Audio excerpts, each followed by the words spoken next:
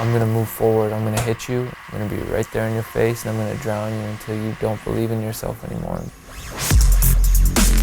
At the end of the day, they come to see me fight because they know it's gonna be a show. Kill or be killed moment, you know. Yeah. The truth comes out in the cage. Absolutely. It's a very honest sport that we do, so you get to find out who you are in there. Some people, when they lose, they blame everybody else and every other thing. I try to think, like, you know, it's me in there. What did I do wrong? Motivation lasts for about 2 weeks before it's not there anymore. Then after that, it's just discipline. And that's what it's about. I strongly believe that I'm the best in the world. It's about going out there and getting it done now.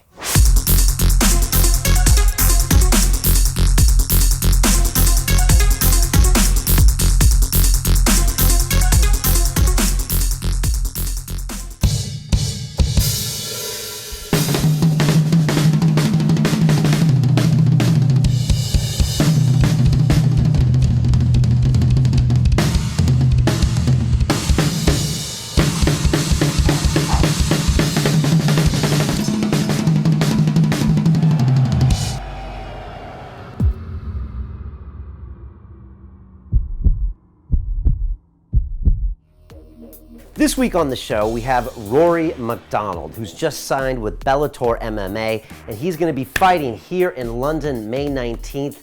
He's going up against Paul Daley, a legend in the sport, especially in Britain. We're going to see what happens. Rory used to fight in the UFC, 13 fights. He grew up in the UFC, beat names like BJ Penn, Nate Diaz. He beat the current 170-pound champion Tyron Woodley.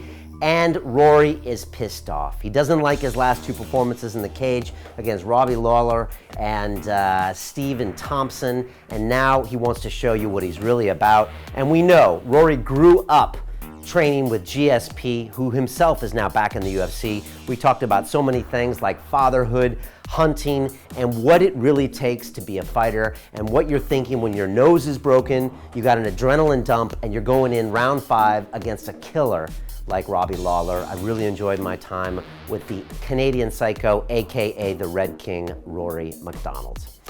And around London Real, we've always got things kicking off. This week in the Academy, people are posting their videos on Create and Connect and their body and mind challenges. Tons of things are happening. I am taking our class through the Business Accelerator. People are taking their passions and then turning them into businesses, just like I did here with London Real. And if you want to know more, you can go inside the Academy at londonreal.tv and check things out. And of course, watch all of our episodes for free. But now I leave you with Rory MacDonald of Bellator Fighting.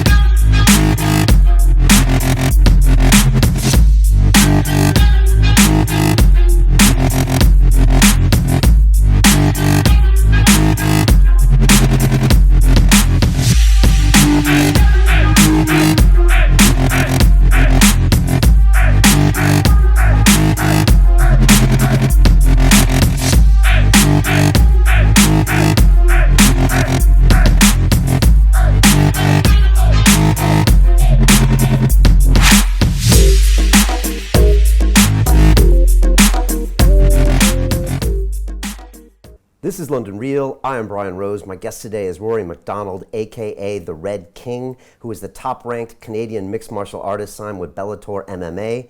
You fought 13 times in the UFC with wins over Nate Diaz, BJ Penn, and the current 170-pound champion Tyron Woodley. On May 19th in London, you will take on the British fighter Paul Daley at Bellator 179. Rory, welcome to London Real.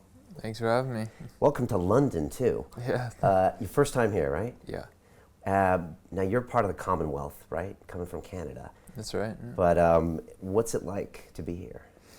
I'm super excited, you know, and the fact that I'm main eventing a card in London, like, it's kind of surreal a little bit, you know. I wanted to fight here a year ago, but it didn't work out. But, you know, I never would have thought I could be in a position where I could go internationally somewhere, especially in a major city like London, and host an event. So it's like one of those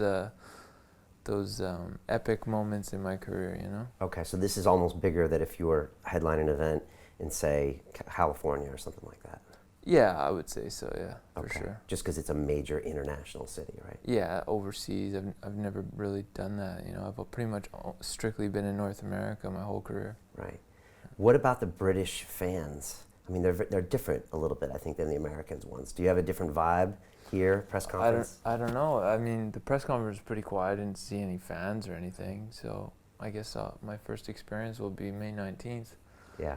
Yeah, they're pretty hardcore over here. Yeah. You know? I would imagine so, yeah. Yeah, and I think that's why the UFC moved over here, and obviously Bellator is doing a bunch of events here. So yeah, they're serious about their MMA, and obviously Ireland now as well with kind of the McGregor phenomenon. So Paul Daley has kind of been there and done that. And like a couple of years ago in Britain, you know, besides maybe Bisping, he was probably one of the guys really known at the top of his game. Yeah.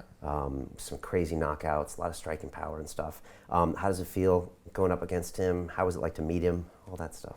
Yeah, I'm really excited for the fight. I mean, you know, I've been watching Paul since probably before I even started fighting. Oh, wow. So it's, yeah, you know, I've seen him since forever, it seems like. So the fact that I'm actually getting to step in there with him, and you know, just everything that's been going on lately, I think it's just a perfect matchup for me at the moment. You know, it's gonna a win over him puts me in the title spot, and you know, it's just a good first fight for me in Bellator for sure. He said he almost was a bit starstruck with you. Yeah. What's that like when, you know, two fighters that then have to fight, who of course will fight, but when you meet him for the first time, is that kind of strange? Yeah, I mean, I definitely didn't expect him to say something like that. I don't know. I didn't really get starstruck by him. I definitely know who he was and watched his fights for many years. But you know, it's casual. I mean, I was hoping he would have some meaner things to say about me, get some interest going. But that could change. Yeah, hopefully. That could change. Him and MVP were like kind of buddies a year ago, and now they're going after each other. So we got 3 months left. So, what do you expect in that fight? I mean, he's likes to stand up. You don't mind either. You've had entire fights standing up, even though you know you've got strong ground and everything. What are you expecting? You know what, it's going to be a hardcore fight. I think, you know, Paul's an athletic guy, and he knows how to keep the fight on his feet. You know, he likes to be there. So I want to mix it up with him, and make him worried about me taking him down. And I think that's going to open up a lot of doors for me. Nice. You said on the Joe Rogan Experience, a famous quote, you said, "I don't have a plan." And that was just kind of your way of talking about life, as in like, you know, do this, you kind of trained how your body felt, that kind of thing. I was wondering if you could explain kind of what you meant by that. Yeah, I mean, I pretty much just wing it. You know, I take all the experiences I have over the years, and, you know, all the knowledge I've gained over the years, and I just kind of, I go with the flow, I guess. And I guess that you're able to do that when you feel confident in all aspects of the mixed martial arts game. Like I pretty much, I work everything, you know, from wrestling, stand up to submission grappling. So I feel comfortable everywhere. So when the fight's on, it's the same thing. I'll take it wherever it may go, and I'm happy to take it there against anyone. It's hard for people to believe that, you know, you can be at the top of your game like that and then not have every detail like meticulously planned, because I'd say a lot of fighters do, right? I mean, I've done that in the past. I mean, I think it showed in my last fight. I was almost overthinking things. You know, I was out there trying to be a point fighter fighting Stephen Thompson, who's the karate guy. I'm trying to do karate out there with him. So I think just being myself and just let things flow naturally, and you know, express myself in the cage, who I truly am, that's where I'm going to have my success. Right, so be yourself. And you said you want to get back to just being Rory out there. Yeah. Okay. Yeah, not overthinking things, just letting it happen. Right. You're a big believer in training and skills. Yeah. That beats anything, right? Beats heart, beats size, beats anything? Yeah, I'd say so. I mean, I guess it's just my experience, you know.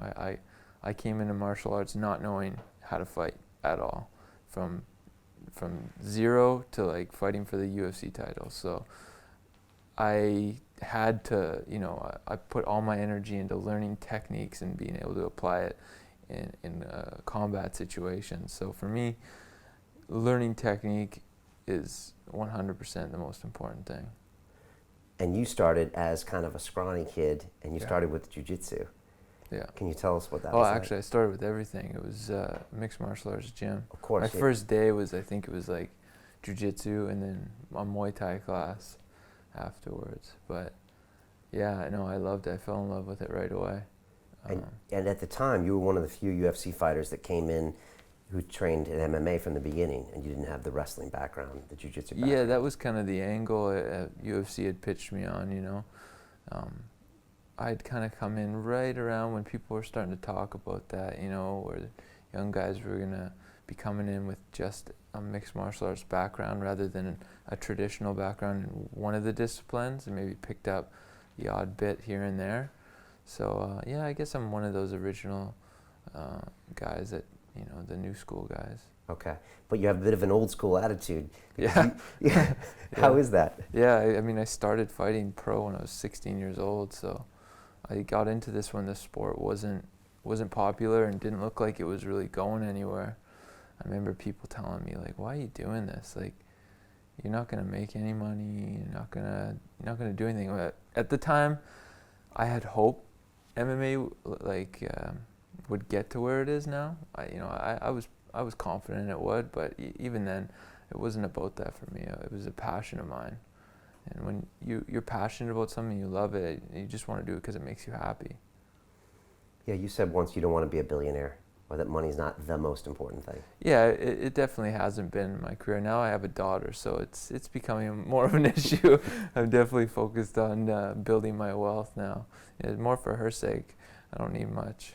Okay, but the fighting wasn't about the money. It was about a place to prove your skill. Yeah, for the longest time. Now it's becoming, you know, I gotta make some money at this. There's money to be made. People are making money, so, you know, I don't want people making all the money off my back and hard work. You know, I need my fair share too. Were you also attracted to the fact that it's almost a performance out there as well? Like, you go, there's the crowd, there's the anticipation, they watch what you can do. Was that always something that interested you? Not so much the personality of it. Like, I think people kind of, you know, I'm pretty like mellow and like monotone. You know, they got me as like the serial killer. And you had that name for a while, right? Yeah, so it's never been an issue for me. Like, it's never been a focus to build a character or anything like that. I'm just trying to be myself, focus on fighting and just smashing guys. That's just what I like to do, and that's my focus. I think at the press conference you were like, I'll pretty much fight anybody here. Yeah. And that's what I'm saying, you're a bit of an old school guy as far as you'll take your skills on even against Bobby Lashley, the heavyweight. Yeah, absolutely. You know, I haven't really had a chance to do that in my career, but I'm excited. I'm in a position with great people in Bellator that are going to give me these opportunities. You know, they have a similar outlook with me. Like, they're willing to put me against, you know, big name guys that may not be in my weight class. Whereas, you know, when I was with UFC, if I would have asked for that, they would have laughed at me. Right. So, you know, I'm in a good position with them. What makes you feel like you want to take on, you know, a light heavyweight or a heavyweight? It's fun.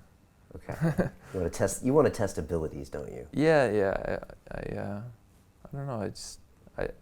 The old school UFCs were very interesting to me. You know, just all walks of life. You know, Royce Gracie being a small guy fighting heavyweights and no time limits. I always like that raw outlook on martial arts. Yeah, you don't like a lot of the new rules, right? 5-minute time limits, no knees to the grounded opponent. Yeah, the whole scoring system, everything. Everything's kind of it screws it up a little bit. Takes some of the pureness of fighting away, I guess. If it was up to you, what would it look like? One round, maybe you know, like 110 or 2 10-minute rounds, or 1 20-minute round or something like that. Or at least scoring the fight on as a whole rather than per round basis, Because sometimes I'm watching fights and I'm thinking that guy won a fight, like this guy won the fight, but on my scorecards, this guy won. Yeah. So it's kind of weird like that. And a couple of rules I would change too, like the knees on the ground to the head, the kicks to the head on the ground. So you would allow that? A lot of the elbows that are not headbutts are like, they have to be in it. Like there was some like crazy fights by Mark Coleman back in the day, like he dominated. So the fact that headbutts aren't allowed is like, that's a really crappy thing. Have you ever trained headbutts with like some headgear on? No. Grappling situation? No, I haven't. Okay. I don't know how well that would go over. But okay. So realistically, that's not going to happen anytime soon. It's never going to happen. Right, because we have to sell this sport to the media. Really. Yeah, it's become like a mainstream sport, so it's got to be somewhat clean cut as brutal as it is, you know. Yeah. So you're a purist. You kind of want to go back to that gladiator. I like the really brutal stuff. Yeah. So the old school Pride days, that kind of stuff. Yeah. Okay. Yeah. Vanderlei Silva, soccer kicks to the head. Yeah, no, those were good. And you're up for fighting Vanderlei Silva as well, right? Yeah, absolutely. Yeah, that's pretty exciting. Yeah. That could be a good one. Could you walk us through the last year? Because you've had a pretty interesting year, from Wonderboy Thompson to like now headlining a card in London. And I was just wondering if you could tell us, what have been the ups, downs, and just thought process that brought you here. Yeah, I mean, even before the Thompson had got set, I knew I was going to test free agency. Okay. So I knew I would be talking with Bellator. I was interested to see where that would go. Why was that? Financial. Okay. After the title fight with Robbie, just, getting all the way there, not winning the fight, and just still like, seeing my pay and what the offer was after that, it just kind of made me think like, man, I'm not at this rate. I'm just going to be broke at the end of my career. Right. So basically people are making a lot of money off my fights. Right. It's just doesn't add up. So. Yeah. And that Robbie Lawler fight was like called Fight of the Year by a lot of people. You're fighting for the title, like you said, and so it was a loss, but it was like an incredible fight. But you're saying after that, the way they showed you how much you were valued, you were like, I'm going to look around. Yeah, especially with what I was offered originally, it was kind of just like, really? Okay, that's what I'm worth. Okay. And so it kind of lit a fire under my ass, I guess, to get serious about this. Okay. And when you look back on that Lawler fight, it's like 14 months ago. Do you have different thoughts on it? Yeah, I mean, I've come a long way since then. I wish I would have fought a little differently. But I was in the heat of the moment, and I was in there going for the kill, Yeah, and you'd broken your nose in the first round, right? Second, okay. Mm-hmm. And you were probably breathing in lots of blood and swallowing blood too. Yeah, that was pretty much all I was breathing. Every breath I would take is just like blood. So it killed your cardio. Hard to get oxygen. Yeah, no breathing through the nose. It was just it was suffocating for sure. But I was on such a high adrenaline that I was able to push through a lot, especially when I had him hurt in the third and fourth. But after that, I just like crashed big time. Oh, in the fifth round, it was a crash. Fourth, usually, I think it was like midway through the fourth, I was just like hitting a wall. Okay. And I was just hanging on from that point on. Is that adrenaline is over then, or is it just lack of oxygen, you think? Yeah, just fatigue. The adrenaline going down once you start fatiguing, and feeling all those shots on you, and then that slow disbelief in yourself once you're starting to feel like you're getting your ass kicked, Okay, right.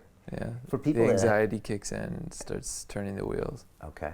For people that have never and probably will never be in a situation where, it's between the third and fourth round and you're on the stool and you're looking across at Robbie Lawler and Firas is saying things to your ear, like, can you describe what is that like? Oh, I don't hear anything at that point. Those hard fights, that I have, it's just like, I'm like, my eyes are like, zzz, like, there's nothing going on there. I'm just like trying to breathe at that point. Okay. Yeah. And are you thinking much? No. Okay. Just like, I'm in like kill or be killed moment, Yeah. Do you remember the fight afterwards? Oh yeah, no, Okay. For sure. I didn't even really get rocked in that fight as far as punches. Okay. It was just so much damage to my nose and the breathing and, facial damage. Okay. I saw a picture of you and Robbie in the hospital Yeah. later. Did you talk to him afterwards? And No, he just say, how you feeling and good fight and this and that. Robbie's not a big talker either, yeah, so probably less so than you. I would say so, yeah. That must be wild to fight someone like Robbie, who's his career's transformed from being super young in the UFC. I guess a bit like you, right? First fight in his teens, probably there. Okay. And then it really just like matured so much, Yeah, he definitely had a roller coaster career for sure. Yeah. So that fight happens, the pay offer, you're like, I'm going to start looking. Yeah. Okay. Yeah. And not many people had done free agency at that point, right, from UFC? Yeah, a few. I think it was, Henderson, Benson, yeah. Matt, and a few other guys. Phil Davis. Okay. Yeah. After that Robbie fight, the nose healing, all that stuff, did that take time? Yeah, I mean, I think I fought Robbie in July, and then I fought again in June against Thompson. The mistake with that was I took that much time off, but during it I was sparring and breaking my nose in the gym. It was stupid. Like, if I was going to take that much time off, I might as well just took the time to heal, but I couldn't hold myself back. So did the Thompson fight, and then I was like, okay, take this time serious to actually heal. Okay, and it rebroke in the Thompson fight? Yeah. Okay. But actually straightened it. Straightened it out? A lot more anyway. It looks pretty good. Yeah, it's not bad. Okay, so then you're like, I'm going to let this thing heal. Yeah. Okay, and now it's pretty good, and you've got a few months left of the fight, so. Yeah, no, I'm feeling real confident. I've been testing it the last month, and everything feels good. Okay. I don't think it's going to get much stronger than what it is.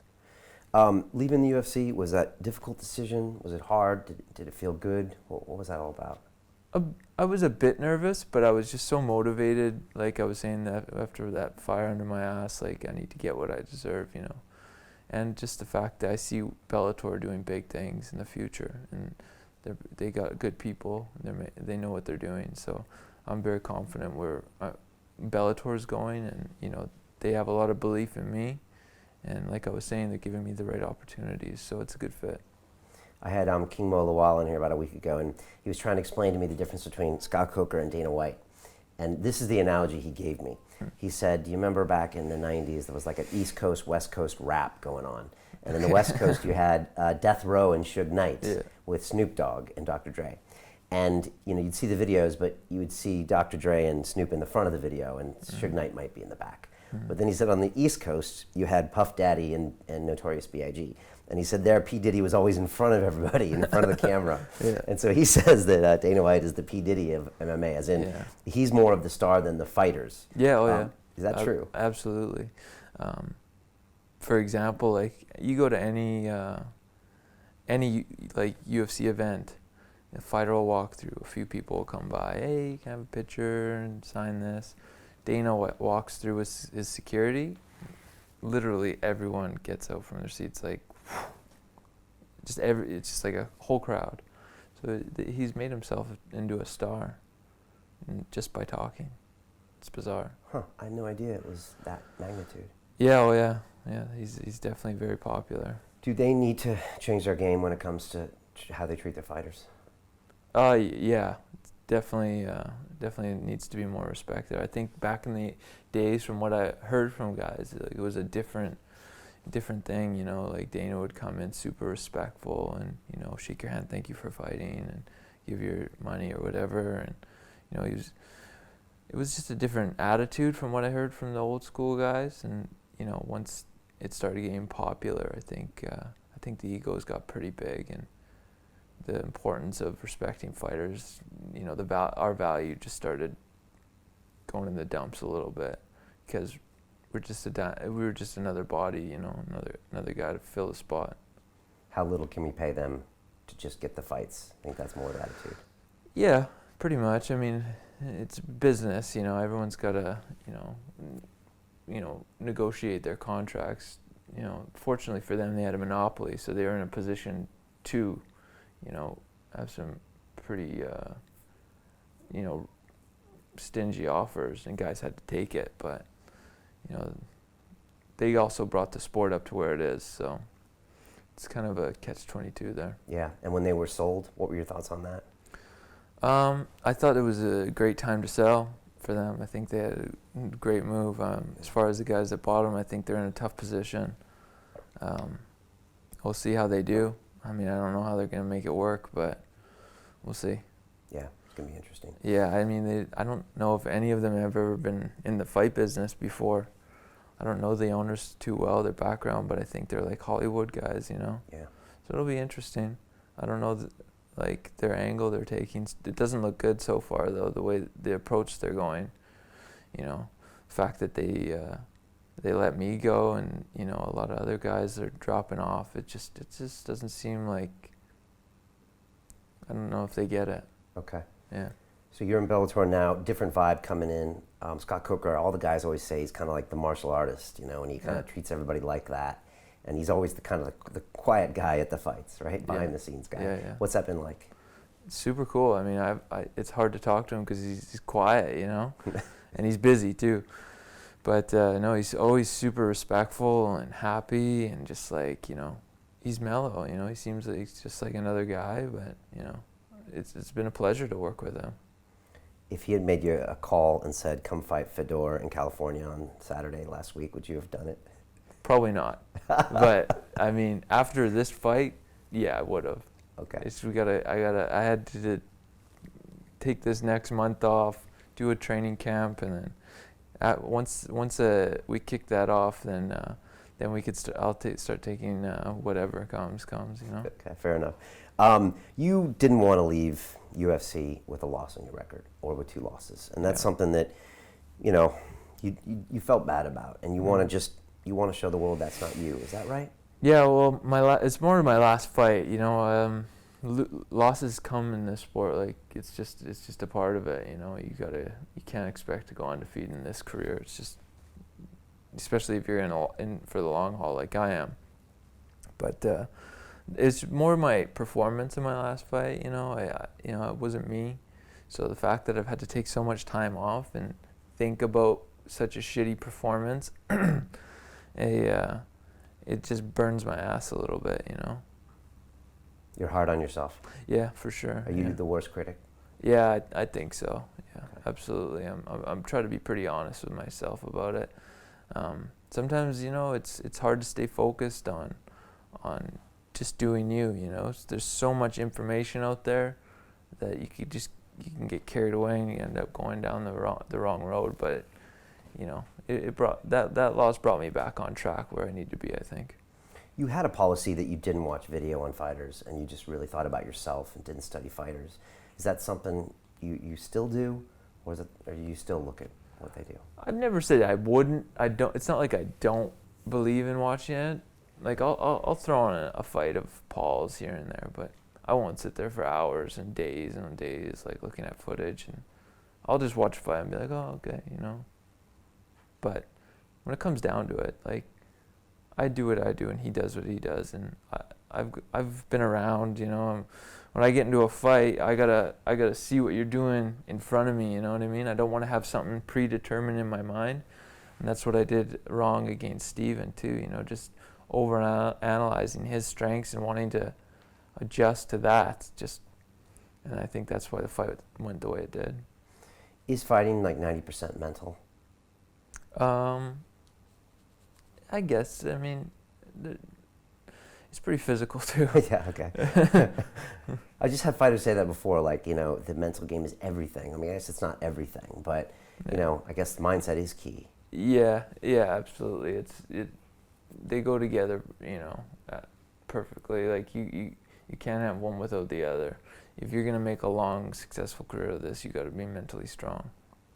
What's it like that week before a fight? Like, are you doing certain things? Are you shutting down certain communication lines so you can be on your own? Or do you like to have, like, now you have a family, do you like to have them around you or not too close? Or what's the preparation like? In the past, I'm focusing on just being in the now, you know, like I have something to do. I'm cutting weight and I'm focused on that. So that's pretty much what fight week is about, you know, just getting my weight down, doing the PR that I have to do, and just getting the rest at night, and, chilling out. So fight week is just like I'm pretty much like in my own bubble, doing my thing.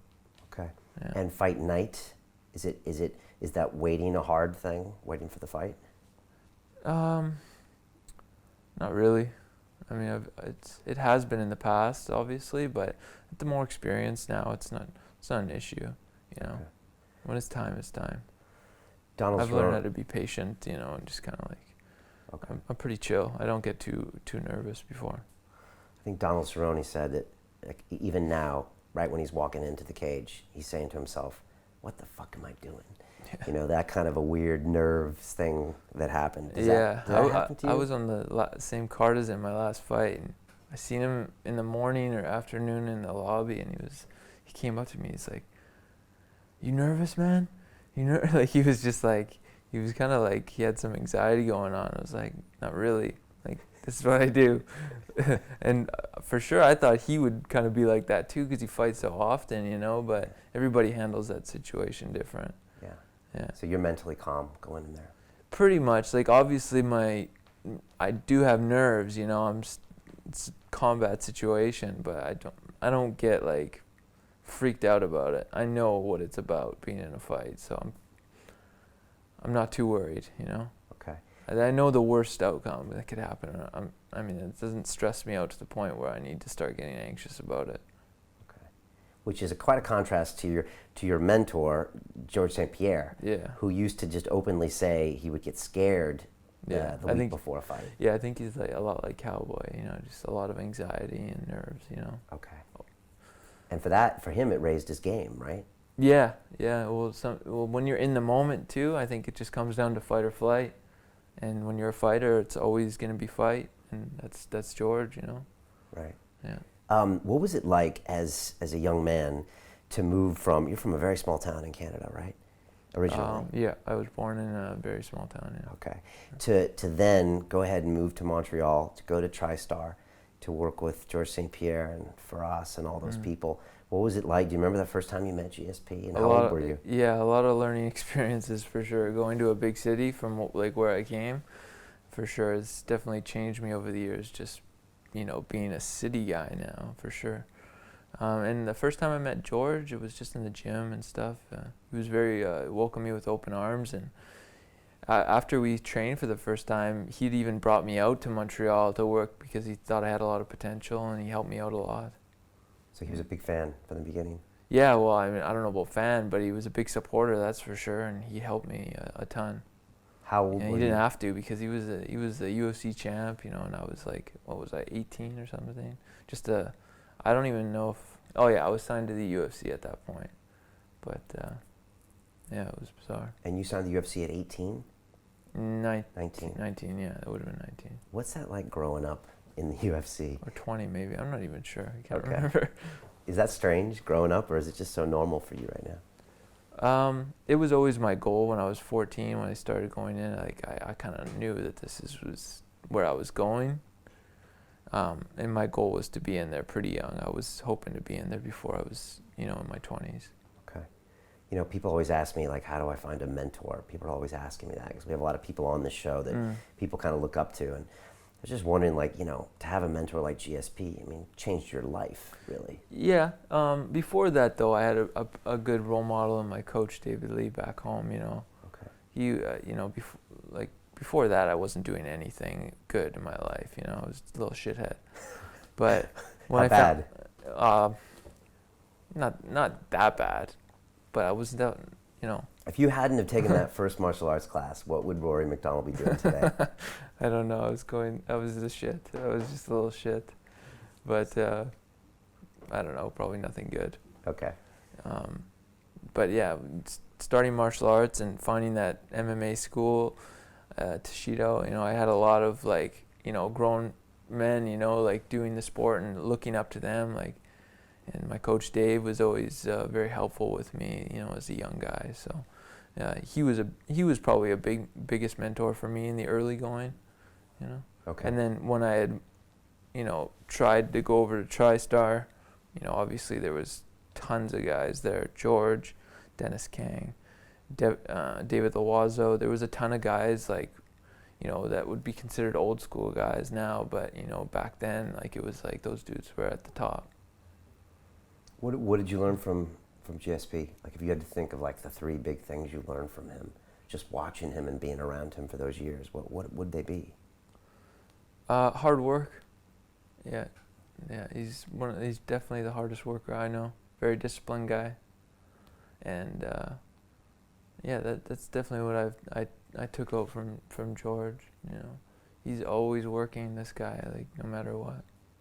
Just every hour, if it's spare, to be thinking about something. Yeah, I mean, it's not like he's working every hour, but he's training smart, but he's putting in the work, the hard work all the time.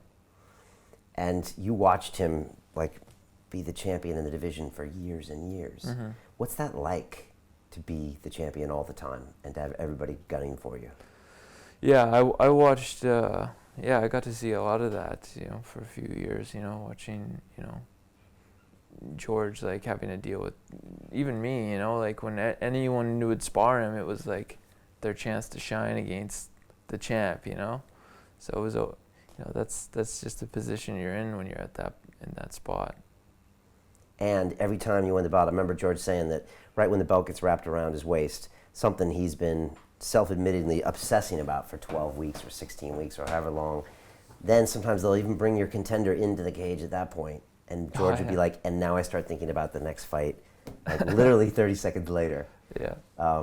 Is that just madness to try to be the champion and try to do that, or is that what it's all about? Well, to be a champion like he was, like a guy that was a staple champion for, I don't know, he had to be one of the longest running champions, you know. It's like 6 years or something crazy. Yeah, it was insane. So to be able to do that that's legendary, you know. To be able to even defend the belt like 3 times is crazy, just because of how competitive this sport is, and just the toss-up of fighting, you know. It's MMA fighting, you know. One bad night, one bad move, even on a good night, could end your title reign. Were you surprised to see him retire? No, he'd talked about it for a while. It took a while, actually, you know, from when he was first talking about it to me. Okay. Yeah. Do you think because he would take everything so seriously and meticulously, and that anxiety before fights, do you think at some point, if you do that for 5 years in a row, at some point you're going to need to take a break mentally? Yeah, I mean, he puts a lot of pressure on himself when it comes to a fight, when a fight gets announced. And when you're a champion, everything's like, there's a magnifying glass on you by like 100. You know what I mean? Rather than just fighting on the undercard, it's the pressure's different, the situation's different. So fighting title fights for 10 years, it takes its toll. And for him too, like, you know, he's obsessive. He's got the OCD thing going on. So absolutely, he deserved a break. Yeah, he's coming back. Yeah. Do you see him at TriStar every now and then? Does he still train? All the time. All the time. Okay. Yeah. And well, he travels a ton, so he's he's always working at wherever he is. Okay. Yeah. He's coming back. We don't know who he's fighting yet, correct? No, I don't think so. Okay. I think the rumor is Bisping or McGregor, but I mean, I don't know. So we could go up or down and wait for that. I'd like to see Bisping and him get in there. I think, you know, that I don't think McGregor's fighting in UFC anytime soon. Is he taking a break? It looks like he's going for boxing. That's what's going on? That's what they're talking about. Okay. I still can't tell, so Okay. I do want to ask you about him. But with GSP, how do you feel about him coming back?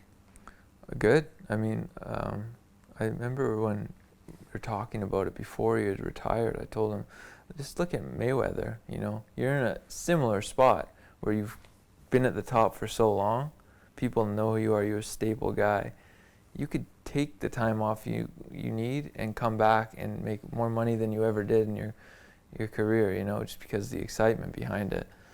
And I think that's what ended up happening, you know. So I think it's a good thing. It's a positive thing. He got to chill, relax, and, you know, take some time for himself. He took 3 years? A little more. Probably 3, yeah. I think he was so set up financially that he still made great money on his sponsors and all that in the meantime. Absolutely, so, yeah. I mean, he made a great business around GSP, right? Yeah. I think one of the first, probably biggest, earliest businesses of a single MMA fighter was GSP. Yeah. Yeah. You mentioned McGregor. you did a media tour with him on UFC 189. Yeah. So were you behind the scenes when he was going around the world taunting Aldo? Not all No. of it. I did the very end of it Okay. in North America. Okay. He went to South America, all through California, and then New York, and then Europe. So I pretty much just did like New York and Toronto with him. Okay. Yeah, it was cool. What did you think of that? Obviously, he hadn't won the belt then. He was still, people weren't quite sure what he was going to do, but he was looking pretty good. Yeah. What did you think of all that madness? Obviously, very different than your style. Yeah. What did you make of it? Awesome. He was a cool cat, you know. He's one of those guys that just stands out, and he's made a huge name for himself. And not only that, he's performed, you know. So credit to the guys. I think people could take a chapter out of his book. That's for sure. Maybe we see you wearing some mink coats at some of the... No, that's not me. He does it well though. I think if I did it, people would be like, "Huh?" It wouldn't go over so well. But you're in a similar position now because you're headlining cards now. So unlike in the UFC, now you're kind of the man behind the brand. Yeah, but I think everybody's got their own personality and image to go with, and I'm just gonna keep doing me, you know. I think people resonate with me at my fights. At the end of the day, they come to see me fight because they know it's gonna be a show. You know, it's not. I'm not gonna be pussyfooting around in there anymore. You know, it's gonna be a hardcore fight. And from here on out, are you going in with a new aggression, a new will? Yeah. What you've seen in my past fights, you know, guys, you know, my Robbie Lawler fights, fight Damian Maia, Carlos Condit, you know, BJ Penn, like, you know, the ones you've really seen my personality come through. You know, I'm really focused on just really expressing myself in you know, the rest of my career. That's my biggest focus. Is just when I step into the cage, let everything happen, you know, that I feel inside me, you know, like don't have second thoughts on what I need to do. Just let me be me. Is that a martial artist at his very best when he is, you know, literally in the now, the present, not thinking forward, not thinking back? Yeah, you can't handcuff yourself with, you know, with so many different ideas in your head. I think when I like to learn new things. I'm obsessive about like martial arts and learning because I just love martial arts. So when there's so much information coming out, it's like almost overload, and that's what it was at that point. And, you know, it kind of made me a realization like I have a strong base here and a lot of knowledge, and let's ride that wave, you know. Right. Trust what you have and Yeah, use what you not have. that I don't need to. I'm shutting off information because that would be stupid too. But there's definitely a certain direction I'm going and focusing on that. And when it comes to press conferences, I think the public can see through anything that's not you. Yeah, absolutely. I mean, they know better than almost anyone else, and they'll either give it the thumbs up or thumbs down. Yeah. And McGregor's interesting because you spent a little time with him on the media tour, but I remember the Aldo thing was just crazy. He's snatching belts out in front of him and all that stuff, right? Yeah. And then when it came to like the week before the press conference, 4 or 5 days before the fight, he was really quiet. And he was next to Dana, and the whole press, you know, they were like, come on, McGregor, give us some of that stuff. And he was just like, I think he said something that always resonated with me. He says, I'm congruent with who I am in the moment, you know? And if I'm angry or braggadocio, great. But if I'm not, then I'm not going to be. Yeah. And he was probably cutting weight, like serious weight at that point too. He's half dead. Yeah, maybe. Or maybe at that point, he had done all the psychological stuff and there was no point to just spin it more. Yeah. But then again, with Nate Diaz, you know, bottles are getting thrown and things like that. Yeah, no, it's funny to see like just the whole dynamic change with guys promoting their fights and getting opportunities. Everybody feels like to get anywhere in the UFC, they need to be McGregor now. Everybody's trying to be him.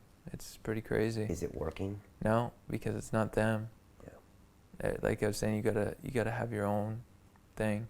And I think that's something the UFC kind of lost touch in, and the Bellator's, you know, they know what they're doing there. They see a personality in someone, and they're gonna let the people see that side of them, you know. Continue watching this fascinating conversation for free by clicking on the link below to visit our website, and I'll see you on the inside. Sport doesn't lie to you when you're in there.